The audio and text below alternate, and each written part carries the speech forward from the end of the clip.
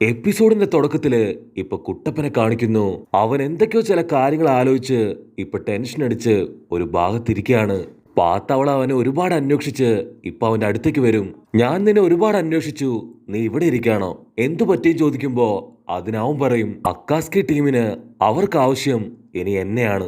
ഉറപ്പായിട്ടും ഇന്നല്ലെങ്കിൽ നാളെ അവൻ എന്നെ അന്വേഷിച്ച് ലീഫ് വില്ലേജിലെത്തും. എന്റെ ഏറ്റവും വലിയ പേടി അവൻ എനിക്ക് വേണ്ടി ലീഫ് വില്ലേജിന് എന്തെങ്കിലും ചെയ്യുമോ എന്നാണ്. അത് കേട്ട് തവള ചിരിക്കും. അങ്ങനെ ഒരിക്കലും സംഭവിക്കില്ല.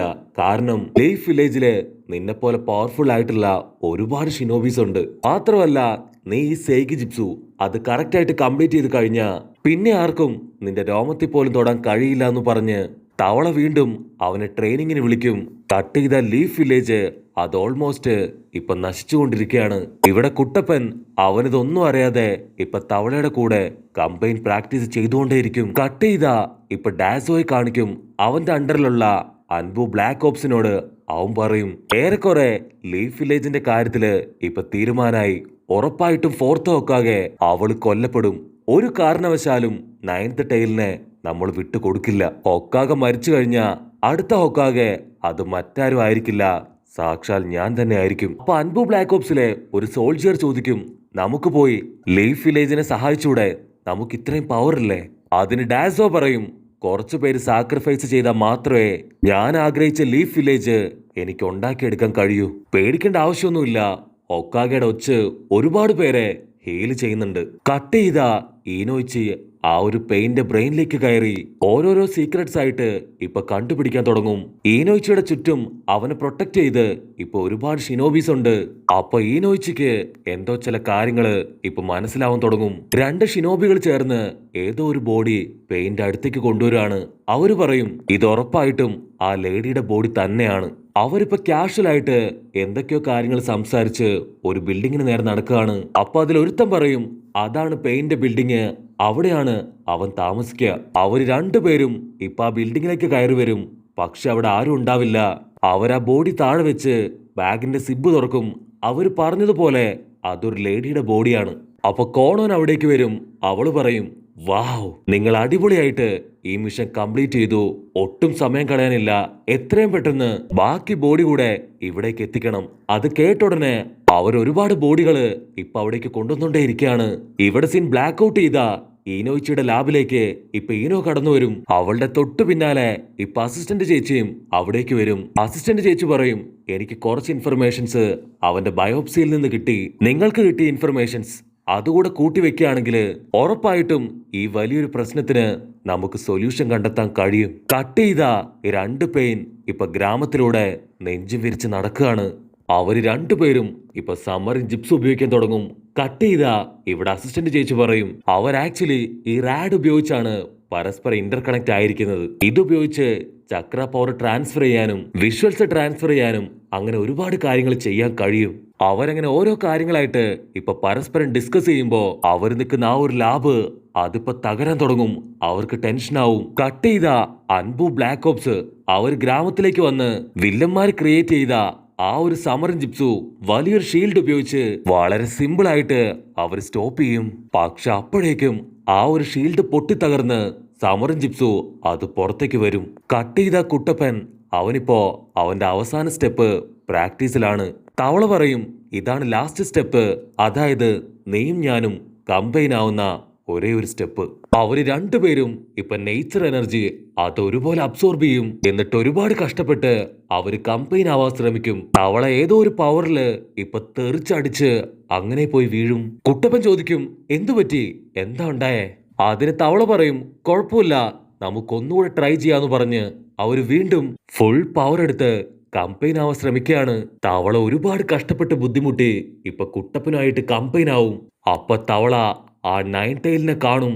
അതിനെ കണ്ട് പേടിച്ചു നിൽക്കുമ്പോ നയൻ ടൈലിന്റെ കലി കയറി ഇപ്പൊ തവളെ അടിച്ചു തെറിപ്പിക്കും. തവള പറയും എന്നെ കൊണ്ടാവില്ല നിന്റെ ബോഡിയിൽ കമ്പൈൻ ആവാൻ, നിന്റെ നയൻ ടൈല് അതിപ്പോ എന്നെ അതിനായിട്ട് അനുവദിക്കുന്നില്ല. അതിന് കുട്ടപ്പനാവട്ടെ അവൻ നോ എന്ന് പറഞ്ഞ് അലറാൻ തുടങ്ങും. കട്ട് ചെയ്ത ഇപ്പൊ ലീഫ് വില്ലേജില് പെയിൻ ആവട്ടെ അവനിപ്പോ സമറിൻ ജിപ്സ് ഉപയോഗിച്ചുകൊണ്ട് ഒരു സമറിൻ ആനിമലിനെ തന്നെ ഗ്രാമത്തിലേക്ക് ഇറക്കി വിട്ട് ഇപ്പൊ ഗ്രാമം തന്നെ അടിച്ച് തവിട് പൊടിയാക്കാണ്. അപ്പൊ അതേ സമയത്ത് ലോങ് ഷോട്ടില് അൻബു ബ്ലാക്ക് ഓപ്സ് ആ ഒരു ഗെഞ്ചിപ്സു അനുവിനെ കാണും. അവര് പറയും, ഇതിനെ കൊന്നിട്ട് കാര്യമില്ല, ഇവറ്റകളെയൊക്കെ ആര് ക്രിയേറ്റ് ചെയ്യുന്നോ അവനെ വേണം കൊല്ലാൻ, നമുക്ക് എത്രയും പെട്ടെന്ന് അവനെ കണ്ടുപിടിക്കണമെന്ന് പറഞ്ഞ് അവര് പറഞ്ചം പുറഞ്ച് ഓടും. ഇവിടെ ഈനോയും അസിസ്റ്റന്റ് ചേച്ചിയും ഈനോച്ചിയും അവരെല്ലാവരും ടീമായി ഹൊക്കാഗെയുടെ അടുത്തേക്ക് പോവാണ്. അപ്പൊ വീണ്ടും ഒരു സമറിൻ ആനിമല് ഇപ്പൊ അവരുടെ മുൻപിലേക്ക് വരും. ഈനോച്ചിക്ക് മനസ്സിലാവും അവരുടെ കയ്യിലുള്ള റാഡ് അത് സെൻസ് ചെയ്താണ് ഇതിപ്പോ അവരുടെ അടുത്തെത്തിയത്. അപ്പൊ ഈനോച്ചി ആ ഒരു പെയിനിന്റെ മുഖം കണ്ട് ഇപ്പൊ ഷോക്കാവും. ആള് മുൻപ് കണ്ട ഡെഡ് ബോഡിയിൽ അതേ ചായയാണ് ഈ ഒരു പെണ്ണിനും. അതോടനെ വലിയൊരു ഗെഞ്ചിപ്സ് ഉപയോഗിച്ച് അവിടെ പൊട്ടിത്തെറി ഉണ്ടാക്കും. പക്ഷെ അപ്പോഴേക്കും ഹൊക്കാഗെയുടെ ഒച്ച അവരെ മുഴുവനായിട്ടും റൗണ്ട് ചെയ്ത് ഇപ്പൊ അവരെ സേവ് ചെയ്ത് പിടിക്കും. ഈനോച്ചി പറയും, അവനെ എക്സാമിൻ ചെയ്തപ്പോ ഞാൻ കണ്ട അതേ പെൺകുട്ടിയാണ് ഇവള്, പക്ഷെ ഇവളെങ്ങനെ ഇപ്പൊ ജീവനോട് കൂടെ വന്നു. അപ്പൊ വീണ്ടും രണ്ട് സമറിൻ ആനിമല് അവരുടെ അടുത്തേക്ക് വരും. അതവരുടെ അടുത്തേക്ക് വരുമ്പോ ഇപ്പൊ അൻബു ബ്ലാക്ക് ഓപ്സും നമ്മുടെ ആൾക്കാരെ പ്രൊട്ടക്ട് ചെയ്യാനായിട്ട് അവരുടെ തൊട്ടടുത്തേക്ക് വരും. ഈനോച്ചി വീണ്ടും പറയും, ലോർഡ് ഫുക്കസുക്ക് കൊണ്ടുവന്ന ആ ഒരു പെയിൻ നമ്മുടെ കസ്റ്റഡിയിലുണ്ട്, പക്ഷെ അതേ പെയിനാണ് ഇപ്പൊ പുറത്ത് നമ്മുടെ മുൻപിലൂടെ നടന്ന് ഇപ്പൊ സമറിൻ ജിപ്സു ഉപയോഗിച്ചു കൊണ്ടേയിരിക്കുന്നത്. ഇവിടെ എന്താ നടക്കണേ എനിക്കൊന്നും മനസ്സിലാവുന്നില്ല. അസിസ്റ്റന്റ് ചേച്ചി പറയും, എനിക്ക് ഇനിയും ഒരുപാട് ഇൻഫർമേഷൻ ആവശ്യമാണ്, എങ്കിൽ മാത്രമേ എന്നെ കൊണ്ട് എന്തെങ്കിലും ചെയ്യാൻ കഴിയൂ. അത് കേട്ട് ഇസിക്ക് പറയും, നീയും ഈനോച്ചിയും നിങ്ങൾ രണ്ടുപേരും എത്രയും പെട്ടെന്ന് ഹൊക്കാഗെയുടെ അടുത്തെത്തണം. അവരോടനെ ഇപ്പൊ ഈനോയും കൂട്ടി ഹൊക്കാഗെയുടെ അടുത്തേക്ക് പോവാണ്. ഇബിക്കയും അൻബു ബ്ലാക്ക് ഓപ്സും ഇപ്പൊ വില്ലനുമായിട്ട് ഫൈറ്റ് ചെയ്യാൻ റെഡി ആയിട്ട് നിൽക്കും. അപ്പൊ അതേ സമയത്ത് മറ്റൊരു പെയിൻ നമ്മുടെ ആൾക്കാർ ഓടിപ്പോകുന്നത് കണ്ട് അവന്റെ കണ്ണുകൊണ്ട് സിഗ്നൽ കൊടുക്കും. ഇബിക്ക് ഇപ്പൊ അൻബു ബ്ലാക്ക് ഓപ്സിനോട് പറയും, നിങ്ങൾ ആ കാണ്ടാമൃഗത്തെ നോക്കിക്കോ, ഈ ഒരു ചെന്നായുടെ കാര്യം അത് ഞാൻ ഏറ്റു എന്ന് പറഞ്ഞ് അവര് രണ്ട് ടീമായി വമ്പൻ ആയുധങ്ങളൊക്കെ എടുത്ത് ഇപ്പൊ സമറിൻ ആനിമിനെ അങ്ങനെ വെട്ടിയെറിയാണ്. ഇവിടെ അൻബു ബ്ലാക്ക് ഓപ്സ് അവര് 4 സൈഡിൽ നിൽക്കും. ലൈറ്റ്നിങ് ജിപ്സ് ഉപയോഗിച്ച് ഒരു ട്രാപ്പ് ക്രിയേറ്റ് ചെയ്ത് ആ ഒരു ചെന്നായെ അതിനെ കത്തിച്ചെരിയിക്കുകയാണ്. അത് വേദന കൊണ്ട് അലറിക്കാറും. മറ്റൊരു ഭാഗത്ത് ഇപ്പൊ ഇബിക്കയുടെ തൊട്ടു പിന്നാലെ ആ ഒരു കാണ്ടാമൃഗം ഇപ്പൊ ഇബിക്കയെ ഓടിച്ച് ഒരു മൂലയ്ക്ക് കൊണ്ടുവരും.